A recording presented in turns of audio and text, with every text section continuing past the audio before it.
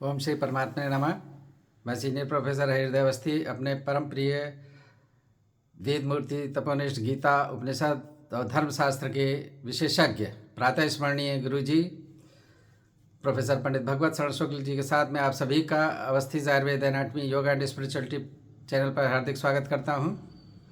गीता जयंती का अवसर है और गीता के विशेषज्ञ हैं गुरु जी, तो उनसे कुछ संदेश हम दिलवाना चाह रहे हैं, क्योंकि चारों तरफ अशांति है और कई देशों में युद्ध भी चल रहा है और गीता में शांति का बड़ा महत्व है, जीवन में शांति का बड़ा महत्व है और भगवान विष्णु को शांताकार भी कहा गया है। तो गीता में शांति के उपाय क्या हैं, इस विषय पर हम लोग गुरु जी से उपदेश ग्रहण करेंगे। तो हम लोग को उपदेशित करेंगे गुरु जी कि गीता में शांति के उपाय क्या हैं। तो हम लोग चलते गुरु जी की ओर। नमोस्त्वनंताय सहस्रमूर्तये सहस्रपादाक्षि शिरोरुबाहवे सहस्रनाम्ने पुरुषाय शाश्वते सहस्रकोटि युगधारिणे नमः। कृष्णाय वासुदेवाय हरे परमात्मने प्रणतक्लेशनाशाय गोविंदाय नमो नमः। गीता जयंती के इस शुभ अवसर पर इस चैनल से जुड़े हुए सभी विद्वद्गण, सभी जिज्ञासु छात्रवृंद, सभी सहृदय सज्जन वृंद एवं इस कार्य के संपादक आचार्य हरिहृदय अवस्थी जी, गीता जयंती के वर्धापन के साथ आपका इस ज्ञान यज्ञ में स्वागत है। पूरा विश्व सुख और शांति के ओर निकला हुआ है और उसका उद्देश्य भी होता है कि हमारे जीवन में शांति हो, एक सुख की स्थिति हमेशा बनी रहे, अशांति ना हो, ऐसा सभी कोई चाहते हैं। परंतु वो शांति के प्राप्ति का कोई मुख्य समाधान क्या हो सकता है? भगवान ने गीता में बहुत सी बातों को बतलाया, जहां उन्होंने ज्ञान योग की चर्चा की, सांख्य योग के माध्यम से कर्म योग की चर्चा की, भक्ति योग की चर्चा की, संन्यास योग की चर्चा की। उसी में शांति से संबद्ध करके कोई एक विषय विशेष पर, कहीं पर किसी अध्याय विशेष में भगवान ने इस तरह से शांति के विषय में तो नहीं कहा, किंतु प्रसंगानुसार शांति के विषय में भगवान श्री कृष्ण बहुत ही सजगता के साथ, बड़े मनोवैज्ञानिकता के साथ उसका प्रतिपादन करते हैं। तात्पर्य यह है कि जब तक हमारी बुद्धि पूर्ण रूप से सात्विक स्वरूप को नहीं प्राप्त करती है, तब तक हमारे जीवन में शांति का प्रवेश नहीं हो सकता है, अशांति बने ही रहेगी। इसलिए जो हमारी बुद्धि है उसको उस परमात्म तत्व में स्थित बना करके उसको स्थित प्रज्ञ स्वरूप उसको बनाना पड़ता है। इसलिए अर्जुन ने यह प्रश्न भी किया कि बुद्धि की स्थिरता का स्वरूप कैसे बनेगा, कैसे स्थिर बुद्धि बनेगी। उसके लिए भगवान ने कहा, प्रजहाति यदा कामान सर्वान पार्थ मनोगतान आत्मन्येवात्मना तुष्टा स्थित प्रज्ञस्तदोच्यते।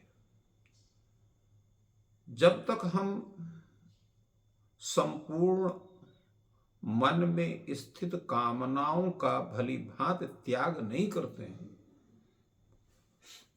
और अपने से ही, अपने आत्मा से ही अपने में संतुष्टि का अनुभव नहीं करते हैं, तब तक हम स्थित प्रज्ञ के स्वरूप को नहीं प्राप्त कर सकते हैं। स्थित प्रज्ञता हमारी नहीं बन सकती है।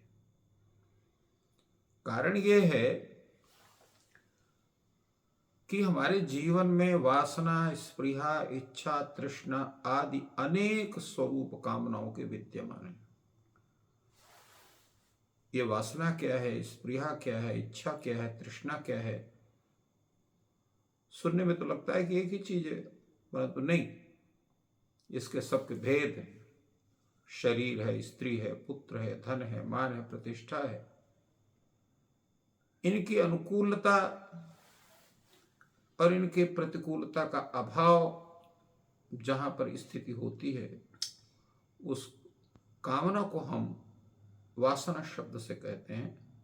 इसी प्रकार किसी अनुकूल वस्तु के अभाव का बोध होने पर चित्त में ऐसा भाव होता है कि अमुक वस्तु की आवश्यकता है, इसके बिना हमारा कार्य नहीं चलेगा, तो उसकी जो कामना है, उसकी जो अपेक्षा, उसको हम स्पृहा कहते हैं। और यह कामना और वासना की अपेक्षा जो उसका थोड़ा सा उसको विकसित रूप हम उसको कह सकते हैं। और जो हमारे लिए अनुकूल वस्तु है उसकी प्राप्ति और प्रतिकूल वस्तु के विनाश की जो कामना होती है उसको हम इच्छा कहते हैं। और उसके साथ साथ इन्हीं स्त्री, पुत्र, धन आदि की यथेष्ट प्राप्ति के विषय में जहाँ हमारी अधिकाधिक इच्छाएं जब बढ़ती हैं तो उसी को हम तृष्णा कहते हैं। क्योंकि तृष्णा होने पर व्यक्ति की संतुष्टि का स्वरूप नहीं बनता है। इसलिए संपूर्ण ये कामनाओं से संबंधित जो विषय रूपी कामना है, स्पृहा रूपी कामना, इच्छा रूपी कामना, तृष्णा रूपी कामना है, इनका पूर्ण रूप से त्याग आवश्यक है। तभी बुद्धि का जो स्वरूप है वो स्थित बन सकता है। ये कैसे हो सकता है? इसके लिए भगवान ने कहा कि आपको सुख और दुख दोनों की अवस्थाओं में प्रसन्नता का अनुभव करना पड़ेगा। दुख में आपको उद्विग्न नहीं होना और सुख में भी आपको जो है सुख की अवस्था को प्राप्त हुई है, तो उस अवस्था में भी आपको बहुत ज्यादा अपने को सुखी के रूप नहीं, दोनों अवस्थाओं में एक शांत स्वरूप होना पड़ेगा। और भय और क्रोध, राग, इनका पूर्ण रूप से त्याग करना पड़ेगा। तात्पर्य यह है कि मनोविकारों से संबंधित जितने उसके उत्प्रेरक हैं मनोविकारों को, उनका सबका आपको त्याग करना पड़ेगा। और पूर्ण रूप से निष्क्रिय भाव से जब स्थित होंगे तभी आपकी बुद्धि स्थिर बन सकती है। क्योंकि उसका कारण यह है कि अगर कोई प्रिय वस्तु है, उस पर आपका स्नेह होता है, जो प्रिय वस्तु से द्वेष होता है, तो द्वेष वस्तु की या द्वेष स्थिति की प्राप्ति आपकी उद्विग्नता बढ़ेगी, प्रिय वस्तु के बढ़े तो आपकी सुखाधिक्य बढ़ेगा। दोनों अवस्थाओं में आप उद्वेलित हो गए, अर्थात मन की शांति की जो अवस्था वो नहीं बनेगी। इसलिए जो भी शुभ अशुभ है उनमें न तो राग होना चाहिए, न तो द्वेष होना चाहिए। तो राग द्वेष से रहित अवस्था जो शुभ अशुभ प्राप्य अब जो है दुष्प्राप्य या कोई भी वस्तु उसके विषय में होगी, तभी हमारी बुद्धि की स्थिरता बनेगी। क्योंकि जब तक चाह है, इच्छा है या द्वेष है, राग है, तब तक स्थिति नहीं बनती है। प्रश्न ये उठता है, इस जीवन में जहां हम चारों तरफ से अनेक झंझावातों से घिरे हुए, अनेक हमारी आवश्यकताएं हैं, परिवार का बोझ है, कैसे कैसे हम अपने जीवन को चलाते हैं, कैसे कैसे धन इकट्ठा करते हैं, कैसे कैसे हम अपने जीवन से संबंधित जो आवश्यकता उसकी पूर्ति के लिए करते हैं, तो ऐसी अवस्थाओं में चित्त की शांति बनेगी कैसे? उसके लिए भगवान ने कहा कि भाई ठीक है आपका कथन, किंतु आपने कछुआ को देखा होगा। कछुआ अपने शरीर के अंगों की रक्षा कैसे करता है? वो अपने अंगों को जब खतरा देखता है, कुछ देखता है, तो अपने अंगों को समेट करके और अपने उसका जो एक कठोर शरीर का ऊपर का परत है उसके अंदर सबको छिपा लेता है, तो इसलिए कोई भी झंझावात आता है वो कुशलता से रहता है। तो हमारे जीवन में भी जो अकुशलता आती है या जो झंझावात आते हैं वो इंद्रियों के विषय से होते हैं। तो इंद्रियों के विषय से अगर हम इंद्रियों को हटा दें, उनकी इंद्रियों के जो विषय हैं उन विषयों में हमारी इंद्रियों का झुकाव ना हो, राग ना हो, तो ऐसी अवस्था में हमारी जो बुद्धि है वो स्थिर हो सकती है, उसमें फिर विकार की स्थिति नहीं बनेगी। कारण यह है विषयों का और इंद्रियों का जो संबंध है, इंद्रियां जितना विषय का भोग करती उतनी उसकी प्यास उनकी बढ़ती रहती है और उतना ही वो बुद्धि को, मन को, चित्त को उद्वेलित करती रहती है। तो करना क्या है? करना यही है कि इंद्रियों को उनके विषय से दूर करो, उनको निराहार रहने दो। तो जब इंद्रियों के द्वारा विषयों के ग्रहण न करने कारण पुरुष को भी जब उसमें विषयों से निवृत्त हो जाती है, तो ऐसा व्यक्ति को आसक्ति को हटाने का उसको प्रयास करना पड़ता है। कारण यह है कि जब तक आपने, ठीक है, आपने इंद्रियों को उनके विषय से आपने रोक दिया, परंतु मन से उसका स्मरण आप कर रहे हैं, आसक्ति आपकी बनी हुई है, तो ऐसे अवस्था में जो है आपको उस परमात्म तत्व का साक्षात्कार नहीं हो सकता है। उसके लिए आपको अपने को स्थित स्वरूप बनाना पड़ेगा। यद्यपि ये निश्चित है कि आप कितना भी प्रयास करते हैं, जो इंद्रियां हैं वो बड़ी हठीली हैं, बहुत यत्न करने पर भी मन को अपने साथ में लेकर के विषय के भोग में ही प्रवृत्त करती हैं। तो इसलिए न तो मन स्थिर हो पाता है, न बुद्धि स्थिर हो पाती है। यह वास्तविकता है, सही बात है, परंतु कुछ ना कुछ तो प्रयत्न करना पड़ेगा। तो प्रयत्न यही करना है कि जो साधक है उसको चाहिए कि संपूर्ण इंद्रियों को वश में करने का उपाय वो समाहित चित्त से करे। और वो समाहित चित्त कैसे होता है? ध्यान योग के द्वारा होता है। जब हम भगवत परायण होकर के उस परमात्मा के ध्यान में पूर्ण रूप से निमग्न होते हैं और उसका सुख जब हमें मिलने लगता है, तो इंद्रिय जन्य जो सुख है वो फीका लगने लगता है। तो प्रत्येक जीव की प्रवृत्ति है कि उत्तमोत्तम वस्तु में उसका स्नेह होता है। तो भगवत प्रीति रस जो है उसमें जब आपकी प्रीति हो जाएगी तो विषयों से संबंधित जो प्रीति है वो हटने लगेगी। और ऐसे अवस्था में इंद्रियां आपकी जब बस में होंगी, और जब इंद्रियां बस में हो जाएंगी तो आपकी बुद्धि भी स्थिर होगी, सात्विक होगी और आपके जीवन में शांति का प्रवेश होगा।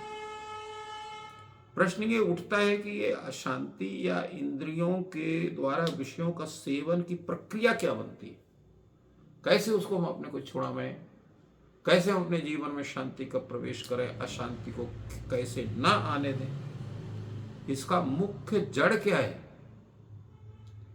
इसके विषय में भगवान कहते हैं कि इसका है मनएव मनुष्याणाम कारणम बंध मोक्षयो। मन ही मनुष्यों का मोक्ष और बंधन में कारण होता है। मन इंद्रियों का स्वामी है। इंद्रियां अकेले कोई काम नहीं करती। आपका मन दूसरी तरफ हो तो देख करके भी आप नहीं जानेंगे किसको आपने देखा है। तो इसलिए होता क्या है कि जब हम किसी वस्तु को देखते हैं तो उस विषय का चिंतन हम करते हैं। चिंतन करने से क्या होता है? उसकी प्राप्ति की अभिलाषा हमारे अंदर होती है। पहले तो उसका चिंतन करते हैं, चिंतन करने से उसके प्रति हमारी आसक्ति बढ़ती है, आसक्ति होने से उसे प्राप्त करने की इच्छा होती है। अब ये भी स्थिति है, कभी कभी वो वस्तु प्राप्त होती है, कभी कभी नहीं भी होती है, या कभी कभी उसके प्राप्ति में कोई बाधक व्यक्ति आ जाता है। जैसे मान लीजिए कि आप जाते हैं, इंटरव्यू दिया आपने, अच्छा आपका इंटरव्यू हुआ, किंतु कोई व्यक्ति है जो आपको नहीं चाहता, आपको नहीं होने दिया, तो उसके ऊपर आपको क्रोध होगा, आप उसको गरियाने लगेंगे, उससे झगड़ा करने के लिए उतारू हो जाएंगे, क्योंकि आपको उस सर्विस के विषय में आपकी अतिशय आपका राग था, वो प्राप्त करने की आपकी इच्छा थी, आप में योग्यता भी है, ऐसा आप समझते हैं, तो क्रोध आपको उत्पन्न हो इससे। और क्रोध से क्या होता है, व्यक्ति की विचार शक्ति लुप्त होती है। आप ये उचित है या अनुचित है ये आप नहीं कर पाते हो। क्रोध का आवेग, ये 3 आवेग भयंकर माने गए, काम, क्रोध और लोभ। इनका आवेग हो जाए तो एक बार आपको अपनी मृत्यु भी नहीं दिखाई देती है। ये बड़ी भयंकर स्थिति होती है, क्योंकि विचार शक्ति का लोप होता है। और उचित अनुचित का हम विचार नहीं कर पाते हैं, तो उस क्रोध से वही, उसी को सम्मोह कहते हैं। और सम्मोह से क्या होता है, स्मृति का भ्रंश, अर्थात स्मृति में विभ्रम होता है। स्मृति में आपको जो है वो संदिग्ध हो जाता है, जो आप जो आपको जानते हैं कि ये है, आपको स्मरण भी है, परंतु उसके प्रति आपको ये यही है, ये नहीं है, ऐसा संदेह की स्थिति बनती है, भ्रम की स्थिति होती है। और जब भ्रम की स्थिति हो जाएगी तो आपकी विचार शक्ति वो नष्ट होती है, और विचार शक्ति के नष्ट होने के कारण आपका जो पतन है वो होने लगता है। अर्थात आप इंद्रियों के विषयों में पूर्ण रूप से रम जाते हैं, अपने को निकालने में आप समर्थ नहीं हो पाते हैं, दिनों दिन उसी तरफ आपकी प्रवृत्ति बनती रहती है। तो फिर कैसे प्रसन्नता बने, कैसे हम जो है शांति को प्राप्त करें, क्योंकि ये स्थिति तो प्राय सभी की दिखाई पड़ रही है। भगवान कहते हैं कि इसके लिए आपको थोड़ा सा प्रयास करना पड़ेगा। देखिए, कोई आवश्यक नहीं कि एक बार की आपकी साधना प्रारंभ हुई और आप उस साधना में समर्थ नहीं हो पाए, सफल नहीं हो पाए, तो उससे दूर हो जाना ये कायरता है। बार बार आप उसमें लगे रहेंगे तो एक न एक दिन आपको सफलता मिलेगी। तो तात्पर्य क्या है कि पहले उस कार्य में आपकी संलग्नता होना, उसी को कहते हैं साधक, जो निरंतर अपने कार्य के विषय में पूर्ण रूप से, पूर्ण मनोयोग से वो रहता है। तो करना क्या है उसको, सबसे पहले जैसे पूर्व में कहा गया, इंद्रियों को अपने वश में करना है। इंद्रियों को जब आप अपने वश में कर लेंगे तो इंद्रियों में किसी वस्तु की प्राप्ति के विषय में न तो राग होगा और न विपरीत वस्तु में उसका द्वेष होगा, सामान्य भावना होगी। तो वो इंद्रियां राग द्वेष दोनों से जो है वो पृथक रहेंगी और आपके वश में रहेंगी। आपके वश में होने का तात्पर्य यह है कि उन इंद्रियों के जो विषय हैं, कितना उनका उपयोग करना है, कितना उनको ग्रहण करना है, वो जो आपका आत्म तत्व उनको प्रेरित करेगा। आपका जो है मन उनको जितना प्रेरित करेगा उतना उसका वो सेवन करेंगे, उससे अधिक उसका सेवन नहीं करेंगे। तो जब इस तरह से आपकी स्थिति हो जाएगी कि राग दोष वियुक्त और आपका जो है आपके बस में वही इंद्रियां रहे, तो उन इंद्रियों से जब विषयों का आप सेवन करते हैं तो उन विषयों के सेवन करने से फिर आपको उस विषय में न तो राग होता है न तो द्वेष होता है। और यदि ये दोनों आपके अंदर नहीं है तो आपको प्रसन्नता, शांति होना वो स्वाभाविक है। प्रश्न होता है प्रसन्नता हो गई तो प्रसन्नता होने से होता क्या है, यह भी प्रश्न हो सकता है। ठीक है, प्रसन्नता होगी तो प्रसन्नता हो गई तो हमें क्या लाभ होगा प्रसन्नता से। भगवान ने कहा है प्रसन्नता अगर आपको हो गई, सबसे पहले होता है संपूर्ण दुखों का आपके जीवन में अभाव हो जाता है, दुख आपके अंदर नहीं रहते हैं। पहली बात तो यह होती है। दूसरी बात यह होती है कि आपका चित्त जब प्रसन्न हो गया, मन प्रसन्न हो गया, तो शीघ्र ही आपकी बुद्धि जो है वो स्थिर हो जाती है। परमात्मा में पूर्ण रूप से प्रगाढ़ स्नेह होने के कारण फिर उस बुद्धि का जो है पतन नहीं होता है, इसका एक चैनल बना हुआ है। क्योंकि जिसकी बुद्धि जो अपने इंद्रियों को अपने वश में नहीं किया है, ऐसे व्यक्ति की जो बुद्धि है वो निश्चयात्मिका नहीं बनती है। और उसी तरह से अजितेंद्रिय जो मनुष्य है उसके अंतःकरण में वो भावना भी नहीं बनती। और जो व्यक्ति भावनाहीन है, जिसके अंदर उस परमात्मा तत्व के प्रति भावना का स्वरूप नहीं है, उसके जीवन में शांति का जो है वो स्थिति नहीं बन सकती है। अगर आपके जीवन में शांति नहीं है तो सुख आपको कहां से प्राप्त होगा? तात्पर्य है सुख प्राप्ति का मुख्य हेतु है शांति, और शांति बनती है भावनाओं के उस परमात्म तत्व के प्रति एक परम निष्ठा का स्वरूप भावना होना। वो भावना तभी बनेगी जब आपके इंद्रिय जो हैं वो आपके बस में रहेंगे। उसके पहले वो आपकी स्थिति नहीं बन सकती है। तो अगर सुख चाहना है तो अपने जीवन में पहले शांति को प्रवेश देना पड़ेगा। शांति आपको चाहनी है तो अपने को उस परमात्म तत्व में पूर्ण भावना से स्थित होना होगा, और वो भावना भी आपके जीवन में आपको बनानी है तो अपने बुद्धि को उसको स्थिर करना पड़ेगा। और स्थिर बुद्धि के लिए आपको अपने संपूर्ण इंद्रियों को अपने बस में करना पड़ेगा। कारण इसका यह है कि जैसे जल में चलने वाली नाव है, जल में चलती है परंतु उसको मुख्य दिशा में जाना है, परंतु प्रचंड वायु का झोंका उसको विपरीत दिशा में उसको भेज देता है।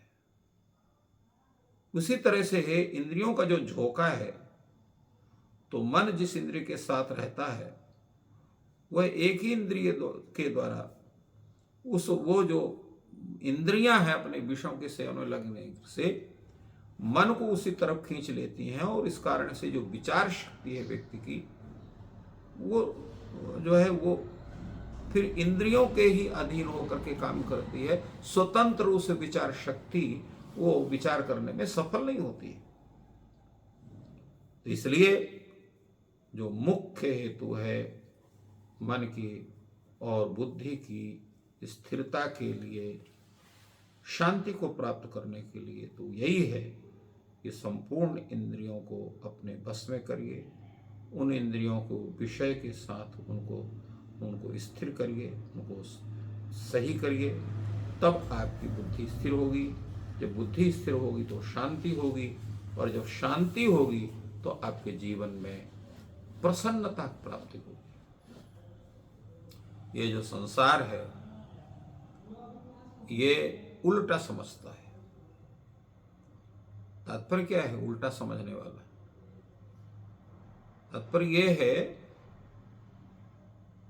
कि जिसको हम रात्रि समझते हैं, उस रात्रि में जो संयमी व्यक्ति है वो हमेशा जागृत रहता है, क्योंकि उसको किसी चीज की कामना नहीं है। परमात्म तत्व में लीन होने के कारण उसकी जो उस योगी की जो स्थिति है, जो वो क्या होती है, वो स्थिर होती है, वो परमात्म तत्व में समर्पित होती है। और जिसको हम लोग दिन कहते हैं, तो ये जो दिन है जिसमें हम लोग अपने अपने कार्य को संपादित करते हैं, वस्तुतः तमोगुण स्वरूप जो सांसारिक प्रवृत्ति है, सांसारिक सुख है, उस स्थित प्रज्ञ मुनि के लिए, उस संत के लिए, उस सज्जन के लिए वस्तुतः यही रात्रि का स्वरूप है। तो उस परमात्म तत्व में पूर्ण समर्पित होकर के बुद्धि को स्थिर रखना, यही दिन है जिसमें संयमी व्यक्ति जागृत रहता है, सामान्य जन सोए रहते हैं। और जिसको लोग दिन कहते हैं तो वो तमोगुण से युक्त, ये जो रजोगुण से युक्त जो ये संसार की स्थिति है, यही वस्तुतः रात्रि है। तो जो स्थित प्रज्ञ व्यक्ति है, जो संयमी व्यक्ति है, वो उसके लिए वो रात्रि है, इसलिए उसमें उसके प्रति उसकी दृष्टि नहीं होती है। भगवान कहते हैं कि जैसे समुद्र में चारों तरफ से अनेक नदियां आकर के उसे मिलती हैं, परंतु समुद्र के जल में 1 इंच भी वृद्धि नहीं होती है, उतना ही रहता है। उसी तरह से जो संयमी व्यक्ति है, जितेंद्रिय व्यक्ति, उस परमात्म तत्व में अपने को अचल स्थिति मान करके चलता है, उसके जीवन में अनेक कामनाएं आती हैं, उसमें प्रविष्ट भी होती हैं, परंतु सबकी सब शांत हो जाती हैं, उसको उद्वेलित नहीं कर पाती। वही व्यक्ति जिसकी ऐसी स्थिति हो, वही व्यक्ति शांति को प्राप्त कर सकता है। और जो भोग की इच्छा रखने वाला व्यक्ति है, जिसको हर जगह सुख देखता है, तो यह सुख तो उस परमात्मा तत्व के चिंतन में ही है, उसके भजन में ही है। इन कामनाओं के द्वारा, भोग की इच्छाओं के द्वारा आप शांति, अगर सुख की प्राप्ति की बुद्धि रखते हैं तो वो उचित नहीं है, क्योंकि वो संभव नहीं है उसको होना। इसलिए शांति अगर चाहना है तो सबसे पहले आपको संपूर्ण कामनाओं को छोड़ करके निष्प्रिय होकर के अपने व्यवहार में रहना होगा। कहीं आपका किसी भी वस्तु विशेष में राग द्वेष नहीं रखना होगा। और सबसे बड़ी बात है, आपको अहंकार रहित होना होगा। आपके जीवन में अहंकार का प्रवेश भी नहीं होना चाहिए, तब आपको शांति प्राप्त होगी। भगवान यही कहते हैं, विहाय कामान यह सर्वान पुमाश्चरित निस्पृहा निर्ममो निरहंकार स शांति मधिगच्छति। संपूर्ण कामनाओं का त्याग करके, आसक्ति रहित होकर के, अहंकार रहित होकर के, स्पृहा रहित होकर के जब आप अपने जीवन में व्यवहार बनाते हैं, उस परमात्मा तत्व से समर्पित रहते हैं, संपूर्ण जितने भी जीव तत्व हैं सब उस परमात्मा भाव से आप स्थित रहते हैं, तो आपको शांति अवश्य प्राप्त होगी। ये इसमें कोई जो है संदेह नहीं है। और इसी को ब्राह्मी स्थिति कहते हैं। इस ब्राह्मी स्थिति को प्राप्त करने के बाद व्यक्ति कभी भी मोहित नहीं होता है, और अंत काल में भी इस ब्राह्मी स्थिति में स्थित होकर के वह व्यक्ति मोक्ष को प्राप्त करता है, जिसको हम परम शांति की स्थिति कह सकते हैं। इस प्रकार गीता में भगवान ने शांति के अनेक विषयों पर चर्चा की, उसके अनेक स्थूल और सूक्ष्म शरीर विषयों पर चिंता की। बहुत विचार है। अगर केवल शांति पर ही विचार किया जाए तो कई दिनों इन पर चर्चा हो सकती है, किंतु अपनी सद्भावना उस गीता शास्त्र के प्रति आज के दिन अर्पित करना है। इसलिए हमारे वाणी के द्वारा उस भगवती गीता के प्रति, गीता शास्त्र के प्रति, उनके प्रवक्ता भगवान श्री कृष्ण के प्रति सद्भावना और प्रणाम व्यक्त करते हुए आप सभी श्रोतृगण को भी प्रणाम करते हुए अपनी वाणी को विराम देते। तो गुरु जी ने गीता जयंती के अवसर पर गीता में शांति के उपाय के बारे में चर्चा की, जिसमें स्थिति प्रज्ञ के भी लक्षण बताए कि सुख दुख में समान रहना है, और बहुत ही गंभीर चिंतन दिया, जिसको बार बार सुनने के बाद और अभ्यास के बाद हम शांति की प्राप्ति कर सकते हैं। ईश्वर आपकी सहायता करें। आपका दिन शुभ हो। धन्यवाद।